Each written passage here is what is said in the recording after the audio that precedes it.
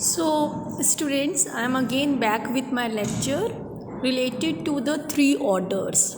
So, I have already explained you in my previous lecture the three order related to the society of France, in which the society was based on privileges and it was a form of hierarchical system, that is the ranking system, in which the first order was of the clergy, who were the priests, who were the Catholic priest of the church, and they were dominating the whole Europe because the population of Europe is mostly Christians, and at that time mostly all the Christians were Catholic Christians. So the priests were dominating upon them, and they were known as clergy, and they were got all the privileges, the benefits by the state. State means the country.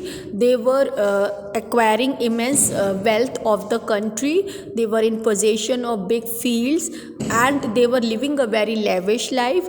They were excluded from paying taxes, and not only they were excluded from paying taxes, but also they were also collecting taxes from the people in the name of religion, and that tax was known as tithes.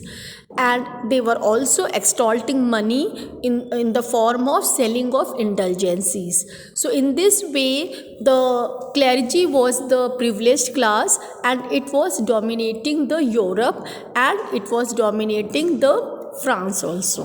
Then second class was nobility. Nobility were the loyal, close people to the king, and the king, for the purpose of administration, has given them political autonomy over the provinces, and these nobility, they were ruling upon that provinces according to their wish and will. And not only they are ruling, but they were collecting taxes, and that tax was a direct tax which was known as tally. And they were also forcing the people to do work for them in the form of manorial rent. So all the people who were living in the state of the noble, they have to work on the fields of these nobles, and also during the construction work. And then the third, and they were also not paying any taxes to the state. And the third were the masses. So these masses were comprised of the common people. They are also categorized into two parts, that is the peasantry, free peasantry, and the serfs. So free peasantry were those farmers who were in possession of some land, and they were doing agriculture on these lands, and whatever surplus they were growing, that they have to give it to the state in the form of tax. This tax they were giving to their feudal lords in the form of cash or kind, and besides that they also have to work on their fields as a manorial rent. And then the serfs. So these serfs were the agriculturist laborers. They were not in possession of any land, and they were under the complete mercy of their feudal lords. They were living in their fields, and the feudal lords were providing them with everything, with fooding, with shelter, and also they were completely dominating upon them. So even they were so much dependent upon these feudal lords, that feudal lords used to take all the decisions of these serfs, even regarding their marriage. So the serfs cannot do anything without the permission of their feudal lords. Okay, so this was the condition of the Europe, and this feudal system has introduced by the French kings all over the Europe. And what exactly was this? That according to this system, for the purpose of administration, the king used to divide his whole empire into small provinces, and these provinces were then given to their feudal lord for the purpose of laying down the administration, and the feudal lords were having complete political autonomy to rule on these provinces, and in return the feudal lord had to show the loyalty to the kings during the time of war by providing his huge army and also collecting taxes and submitting to the king. So this was the system that was prevailing in Europe.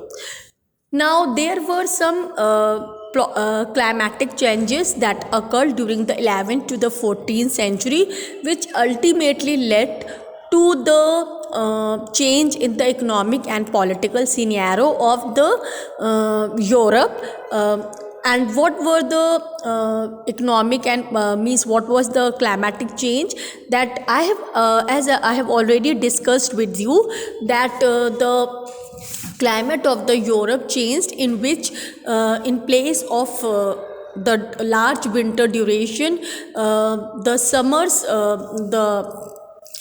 the winters became shorter and the summers increased, and hence the agriculturists also changed their method of doing agriculture, because you know that agriculture develops in a hot summer season in a more better way than in a cold winter season, because the seeds needs the temperature to germinate and they also want adequate sunshine.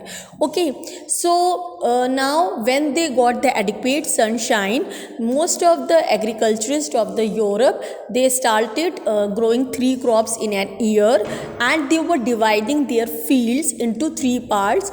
2 of the fields they were utilizing it for growing crops, and one was they were leaving it fallow, they were not growing any crops, and they were utilizing it when it had gained its fertility. So in this way, when the production increased of the agriculture, then the poor peasants of the Europes, who were not able to sustain much food supply for them and to sell it into the market, now they started selling their surplus production into the market and gaining huge profits, and these huge profits they were utilizing it for paying the taxes and even for increasing their lifestyle.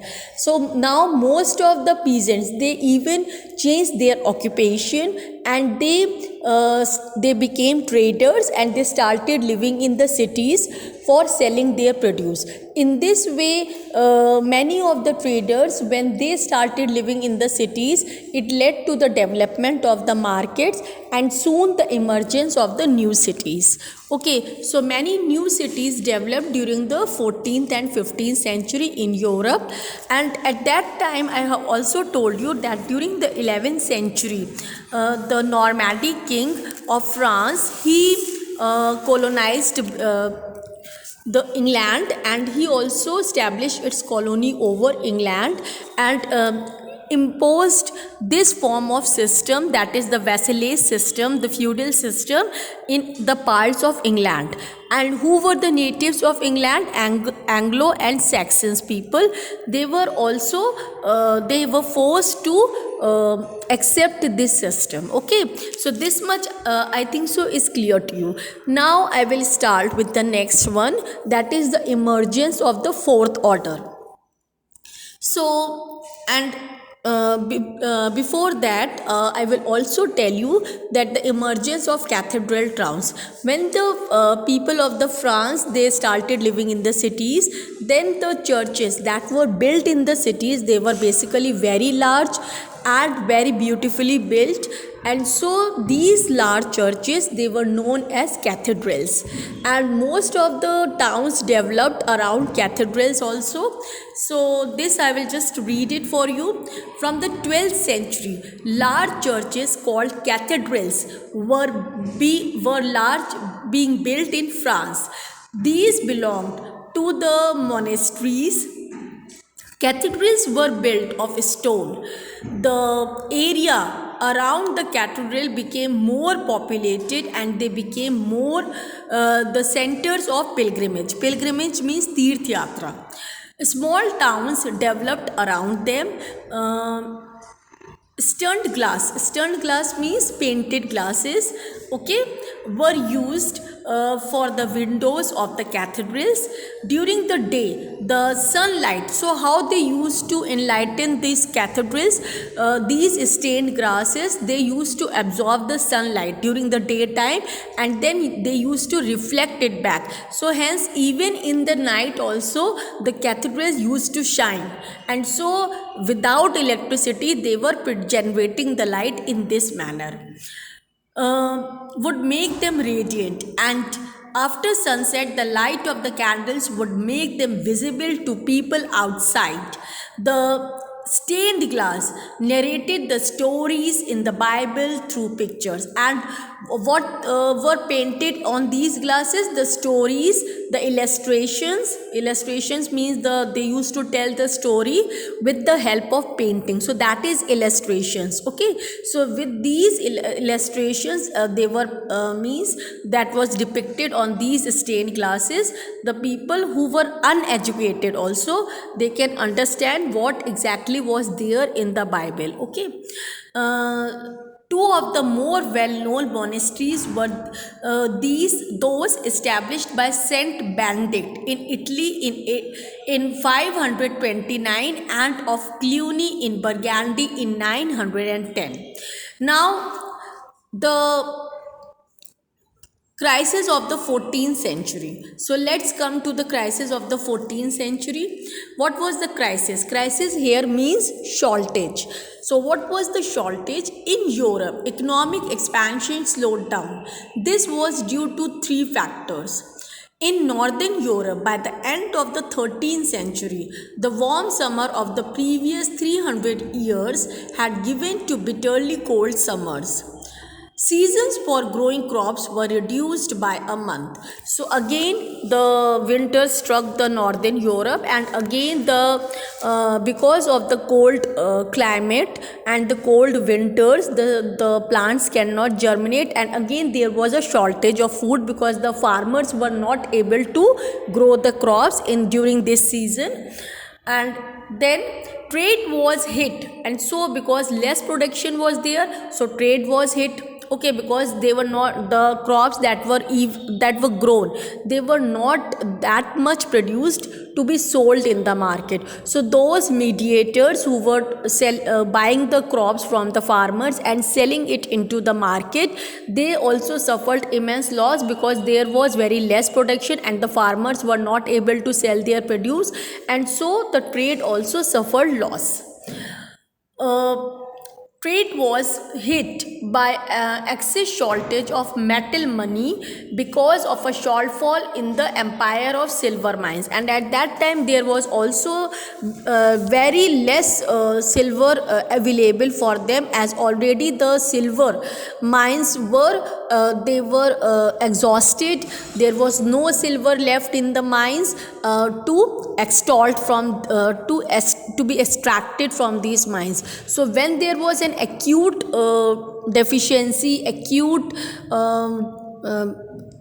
shortage of silver, then the coins first that was made through the pure silver had to be mixed with the other metal, and so this ultimately led to the depletion in the value of the currency. Depletion in the value of the currency means, first of all, the European currency value was more and it could purchase more things, but later on when the silver the coin was mixed with other metals and it got impurities, then the value of the currency also decreased. Now, so the trade was hit. Trade was hit by severe shortage of metal money because of the shortfall in the output of silver mines in Austria and Serbia. So these silver mines were located in Austria and Serbia. This forced the government to reduce the silver content of the currency and to mix it with the cheaper metals. Now the third reason was ship carrying goods from distant countries had started arriving in European ports.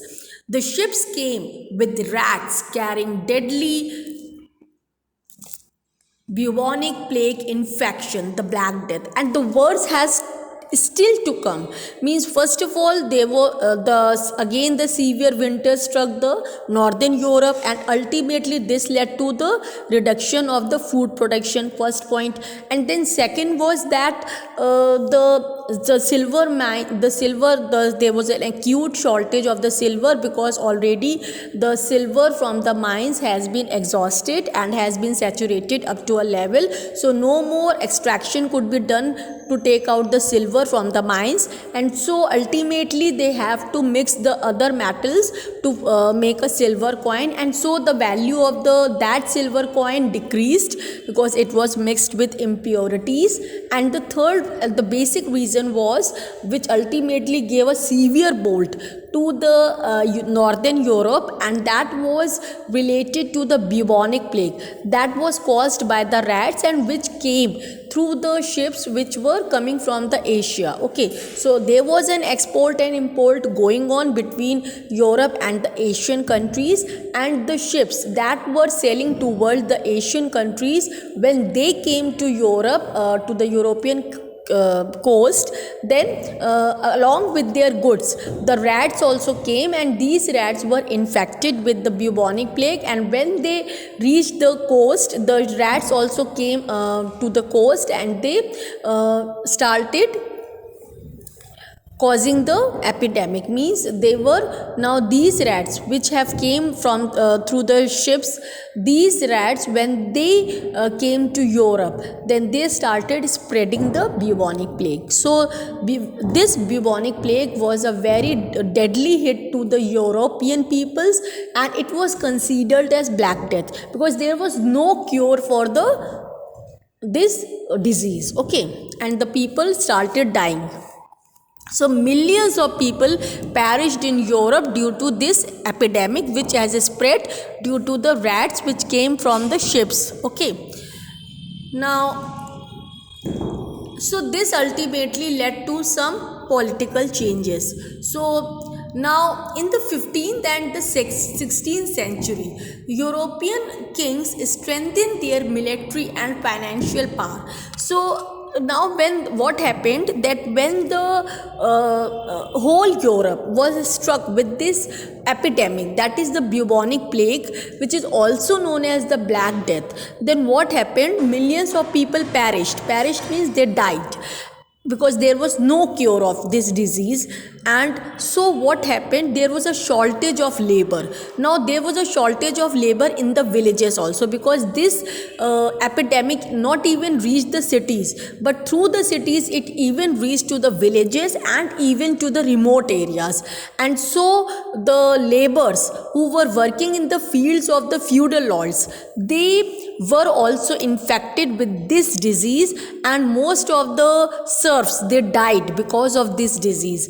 And so there was a shortage of labor, and you know that agriculture always require labor for growing the crops. So when there was an immense shortage of labor in the agriculture, then what happened, that the feudal lords, they had to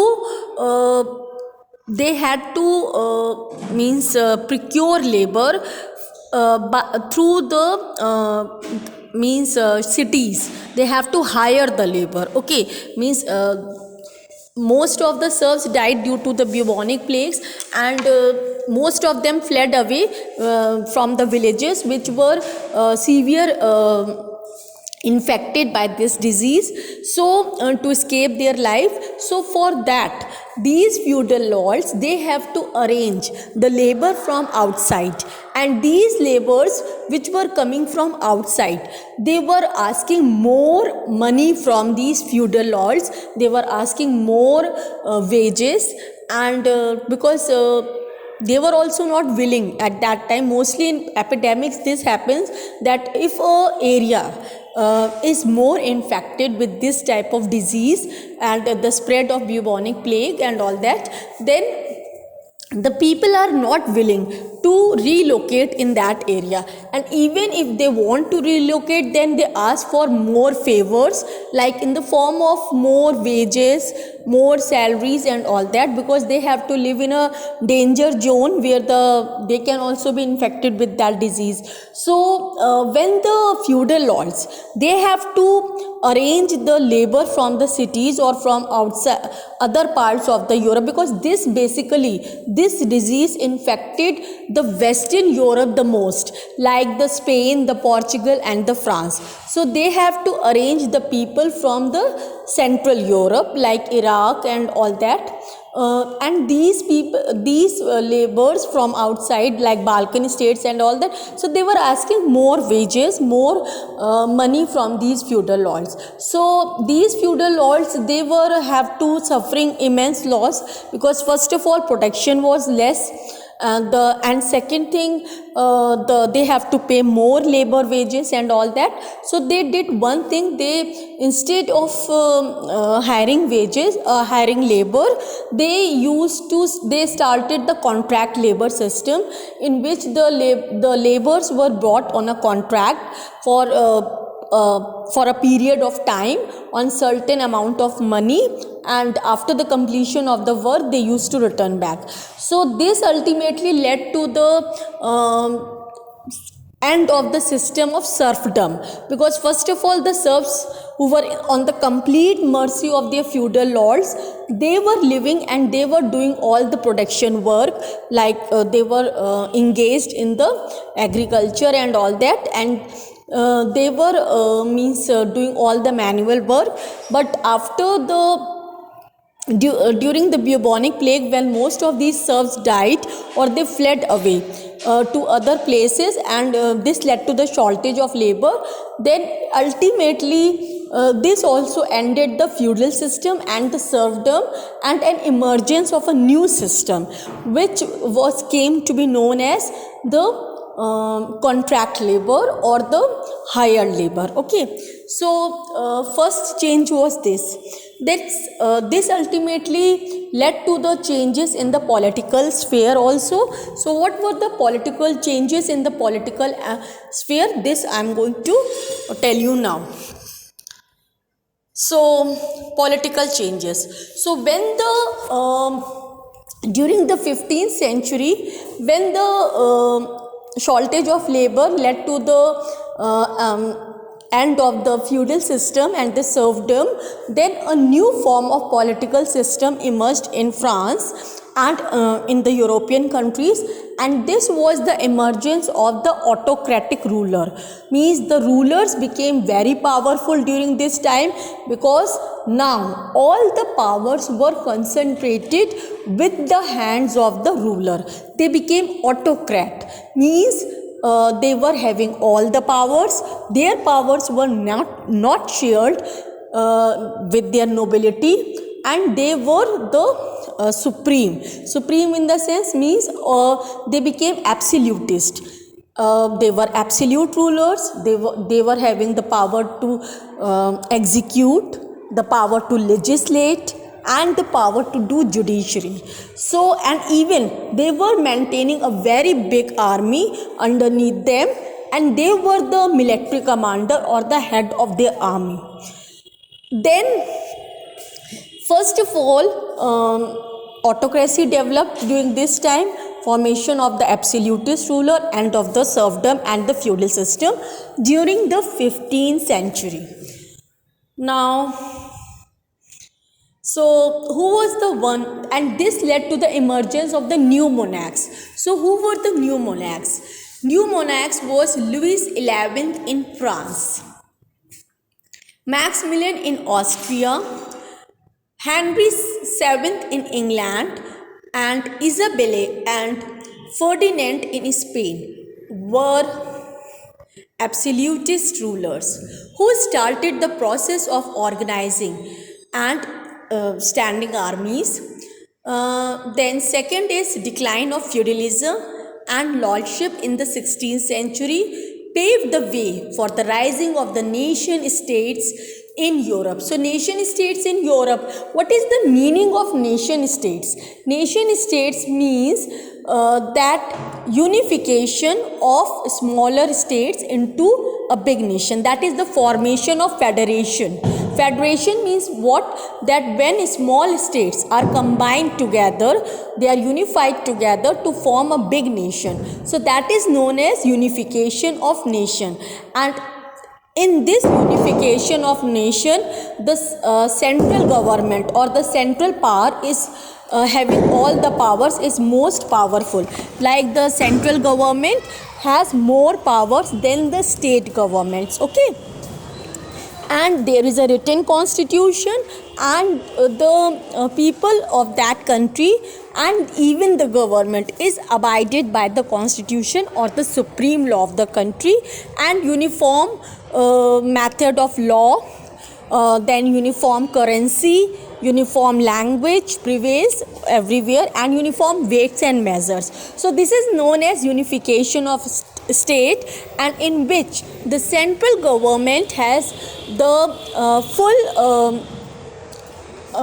control over the army and the nation resources. So here central government means the autocratic kings, so who emerged as a very powerful.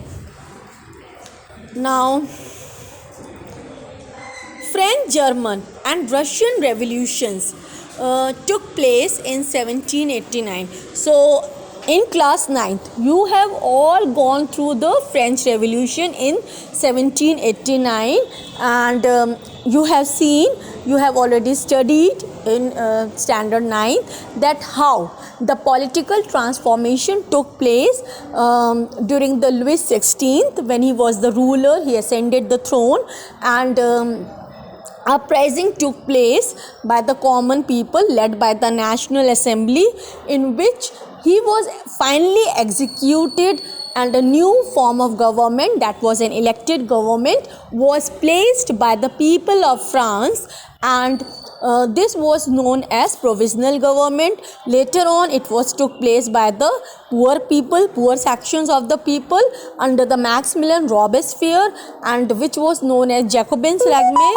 from 1793 to 94, and then the again Directory, which does not give a very stable government, and the rise of the Napoleon Bonaparte. So this already you have been familiar with. Now, okay, so French, German, Russian Revolution, 1917, German Revolution under Ottoman Bismarck, okay, in William first, who led to the unification of the Germany in 1871. These revolutions inspired the people across the world and gave a rich legacy of liberty and empathy to reconstruct the society in a new way. Now, rise of a fourth order, new towns and townships. This I have already explained you. I think so you are clear about it, that what were the fourth order, that expansion of agriculture led to the more production, and due to the more production, more income to the agriculturist, and then more income led to the new formation of the new markets, and the people, they changed their occupation, and from agriculturists they became traders, and they started trading, and then emergence of new towns and big churches which were known as cathedrals. Then the towns of the Roman Empire had become deserted and ruined after its fall, but after from the 11th century, as agriculture increased and became able to sustain higher levels of population, towns began to grow again. Towns offered the people the prospect of paid work, freedom from the lord's control for young people from peasants' family.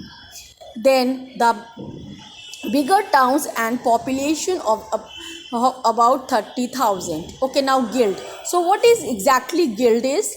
Guild is the formation of the traders or association, or the traders or the producers. They form an association, these traders or producers, who are either producing or manufacturing the same type of product, or they are dealing with the same type of product. They form association, and these guilds, they are known as guilds, and these guilds helps and protects the its member from the outside competition. It also helps its members to give to it also helps its people from giving the financial aid during the time of crisis, and then it also helps in fixation of the prices of its product. So in this way, first of all, it tries to eliminate the competition, the stiff competition. Second, it helps in fixation of the prices of the commodities. And the third, it also supplies the money, the financial aid during the time of crisis. So this is the guild system. Okay. Now sources is the Hever Castle in England, subsidiary Cathedral in England, numerous Castle in France, Canterbury Tales written by Shavit. Now, okay, fine. So this is all. So thank you, students. I hope you have liked it. So please subscribe me. Okay, thank you very much.